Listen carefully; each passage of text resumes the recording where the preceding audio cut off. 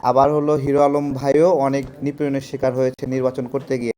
এমন হয় যে তফসিলের জমা দেওয়ার দিন পিছাচ্ছে, 2 দিন বাড়ায় দিচ্ছে, তারপরেও আমরা জোটে যাব না। আমরা 2 দিন বাড়ায় দিলে আরও 20 জন বেশি প্রার্থীকে নমিনেশন দেব।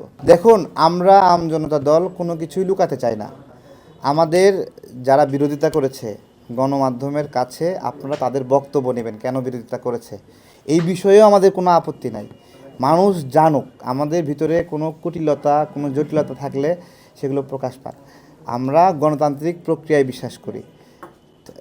ঠিক আছে, একটা অন্তিম চরম মুহূর্ত আমাদের মাঝে একটু বিরোধিতা হয়েছে, সেই বিরোধিতাকে আমরা নিষ্পত্তির চেষ্টা করেছি এবং আমরা চাই না আমাদের কোনো সহযোদ্ধায় অনেক রাগ নিয়ে থাকুক।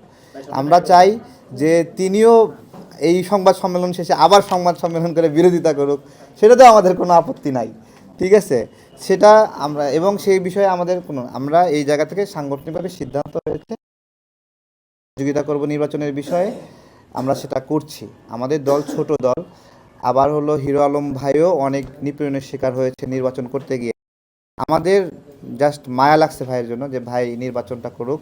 স্বতন্ত্র হইলেই 4-5 হাজার সমর্থক নিয়ে আসতে হয়, সেটা নির্বাচন কমিশন ফোন দিয়ে গোয়েন্দা সংস্থা ফোন দিয়ে ভয় দেখায়, অনেক বিষয় থাকে, পরে আদালতে যায়, একটা হ্যারাসমেন্ট।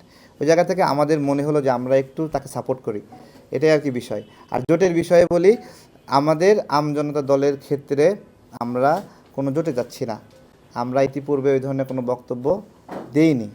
ঠিক আছে, জোটে যাওয়ার জন্য যে সময় ছিল সেই সময় পার হয়ে গেছে। আমরা যদি এমন হয় যে তফসিলের জমা দেওয়ার দিন পিছাচ্ছে, 2 দিন বাড়ায় দিচ্ছে, তারপরেও আমরা জোটে যাব না। আমরা 2 দিন বাড়ায় দিলে আরও 20 জন বেশি প্রার্থীকে নমিনেশন দেব। এটা হলো আমাদের কথা। আমরা নির্বাচনটা করতে চাই। আমরা মনে করি না রাজনীতি শুধু ফেব্রুয়ারি পর্যন্ত। আমরা মনে করি রাজনীতি ফেব্রুয়ারি পরেও হবে এবং সবচেয়ে বড় রাজনীতি তখন হবে। সুতরাং সব এখানেই শেষ না।